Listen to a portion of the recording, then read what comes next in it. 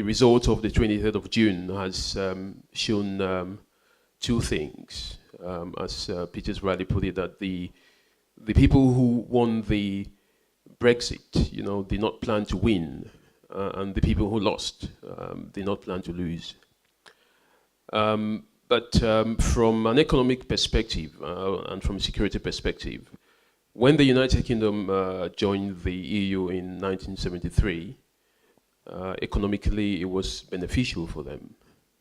And the reason why the somewhat pressure was being put in the Conservative Party was because, it was economically seen that, times have changed, and therefore it was no longer beneficial somehow for the United Kingdom to be a member of the EU. So I think time has played a very, very important role here, and we have to take that into consideration. But the biggest problem that we have now is that they voted to leave the EU without a plan. So what is going to be done now is a matter of pure speculation. I think Article 50 has still not been triggered, so some people are saying that it may never be triggered, which is not true, but let's see what happens. I mean, from the security perspective, I think it depends on how the UK reacts and what kind of arrangements that they have with other European states.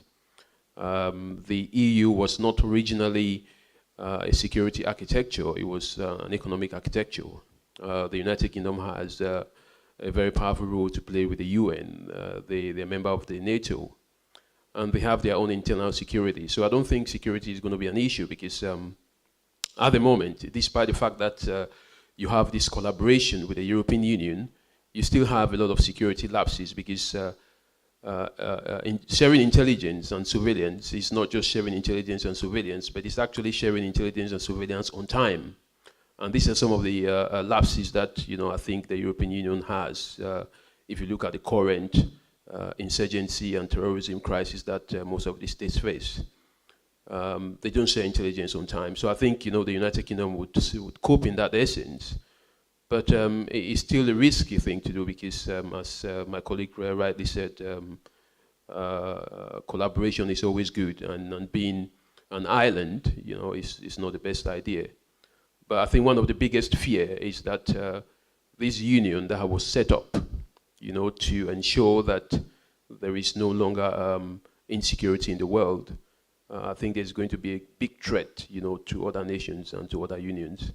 But I think, I don't want to make speculations because what I've seen for the past month is that no speculation, has yielded any fruits. Thank you. The saying goes that there is power in numbers.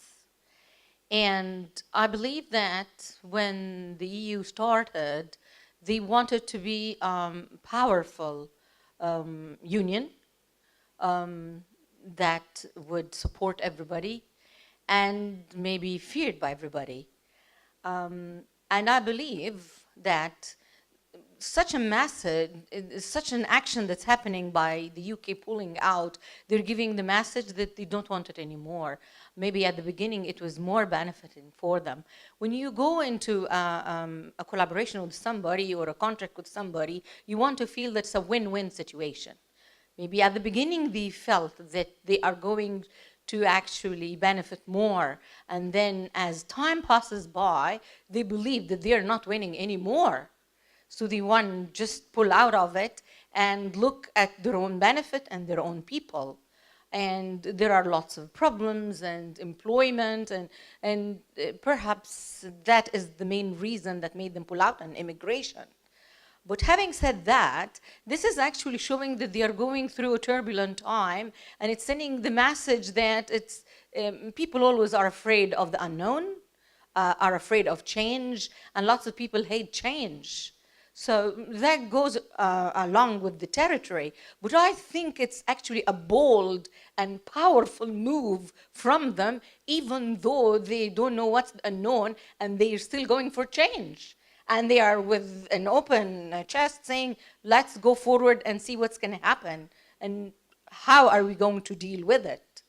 So it's debatable. It may be good, it may be bad.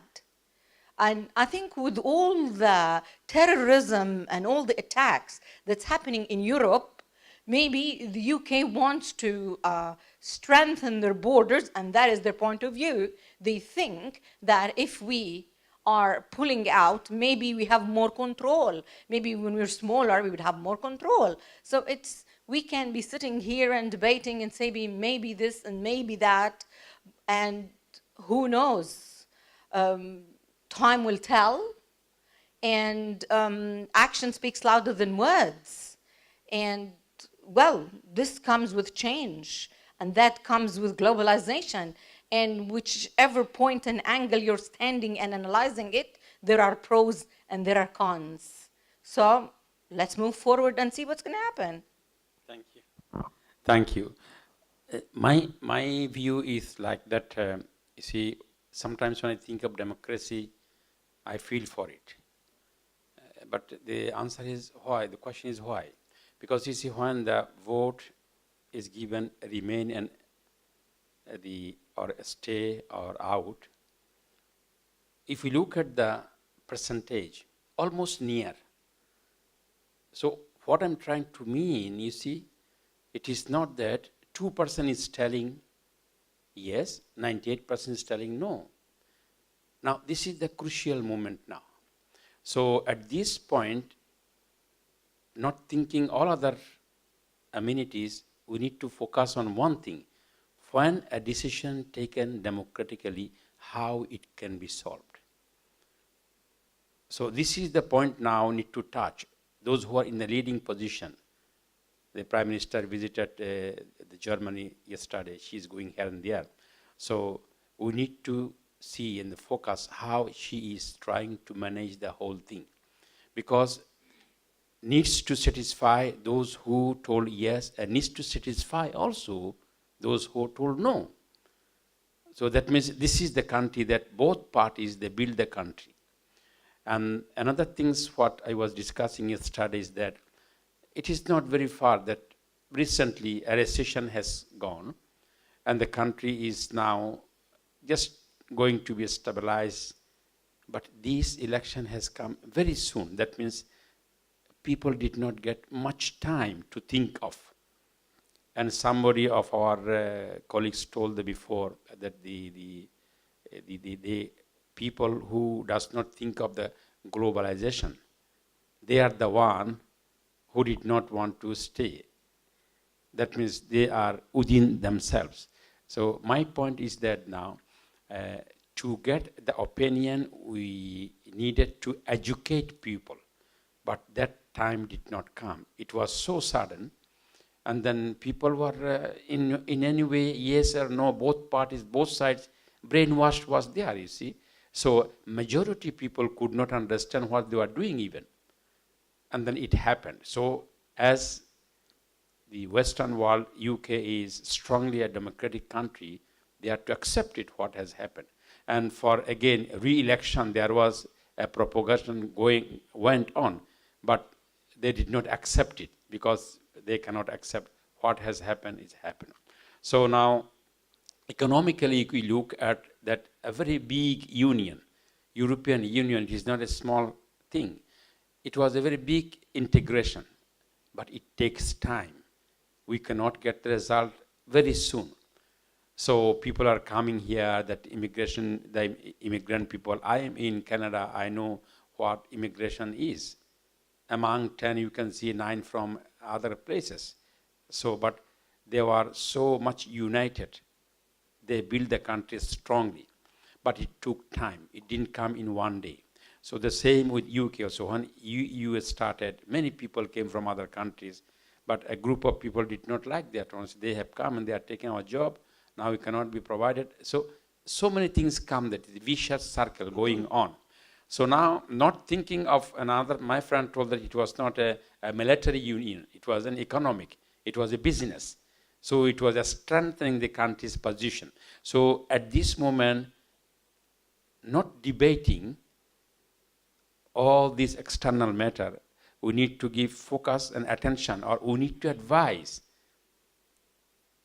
in an excellent way, give our opinion how the present situation can be tackled. And even we need to pray for the leaders that they can manage the things. They can satisfy both yes and no. That is my decision. Actually, the fact is that UK enter EU without plan and get out without plan. That is the reality. UK has one hand in US and one hand in Europe.